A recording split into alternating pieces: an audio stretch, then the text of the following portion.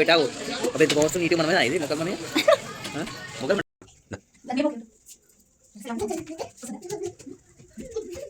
Hello అండి, అందరికి welcome back to our channel. అందరు ఎలా ఉన్నారు? బాగున్నారా? నేనైతే చాలా బాగున్నానండి. ఇకపోతే ఇది శివరాత్రి రోజు వ్లాగ్.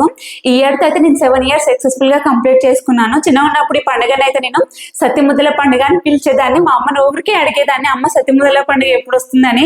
అప్పుడు మా అమ్మ చెప్పేది కాదు, ఇది సత్యముద్దల పండుగ కాదు శివరాత్రి అని. ఇక మా నాన్న, నేను, మా అక్క అయితే రోకల్ బండ తీసుకొని మరీ పగలగొట్టుకొని తినేవాళ్ళం, చాలా ఇష్టంగా తినేవాళ్ళం. నేనైతే మార్నింగ్ ఒకటి సత్యముద్ద తీసుకోపోతే మళ్ళీ ఈవినింగ్ వచ్చే వరకు కూడా దాన్నే కంకుతూ తినేదాన్ని. అసలు చాలా ఇష్టంగా తినేదాన్ని. ఈసారి నేను చేశాను కానీ ఆ ఫ్లేవర్ రాలేదేమో అనిపించింది నాకైతే. నేను ఫాస్టింగ్ ఉన్న ఫస్ట్ ఇయర్ మాత్రమే ఈ సత్యముద్దలు తిన్నా. మళ్ళీ ఏ ఇయర్ కూడా నేను ఇంటి దగ్గర లేను, ఎప్పుడూ తినలేను.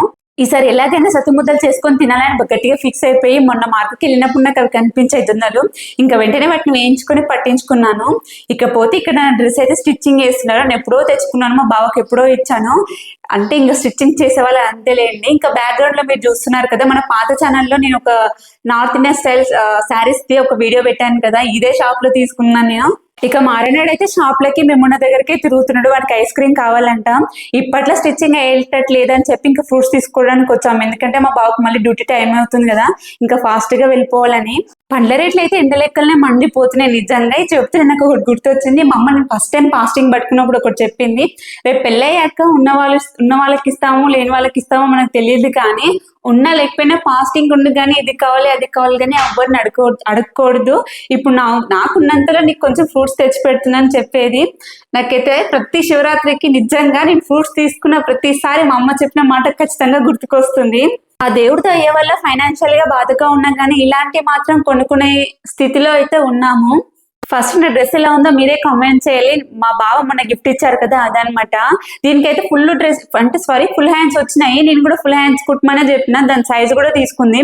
మళ్ళీ ఎలా చేసింది చూడు. ఇంటికి వెళ్ళినాక ఇంకా సరిగ్గా స్టిచ్చింగ్ చేయించుకోవాలి. నేను దాదాపు ఇచ్చైనా 1 week అవుతుంది. ఈ టైలర్స్ తో నాకు చాలా ఇబ్బంది. అసలు నేను ఇంటి దగ్గర కుట్టించుకున్న అలానే ఉంటుంది, ఎక్కడ కుట్టించుకున్న అలానే ఉంటుంది. ఇంకేం చేస్తాం. ఫైనల్ గా నా లుక్ ఎలా ఉందో మీరే కామెంట్ చేసి చెప్పాలి. ఇక్కడ నేనైతే ఫాస్టింగ్ అయితే అయిపోయింది. ఈవినింగ్ అయితే ఫుడ్స్ తినేసాక బాగా వచ్చాక ఇంకా కొంచెం వీడియో తీసుకున్నాను. ఎందుకంటే ట్రైపాడ్ ఖరాబ్ అయింది కదా, వీడియో తీసుకోనికి రావట్లేదు సరిగ్గా. నా వీడియో తెస్తే చిన్న లైక్ ఇచ్చి ఛానల్ సబ్స్క్రైబ్ చేసుకోవచ్చు కదా. నెక్స్ట్ వీడియో మళ్ళీ కలుద్దాం. అంతవరకు టేక్ కేర్, బాయ్.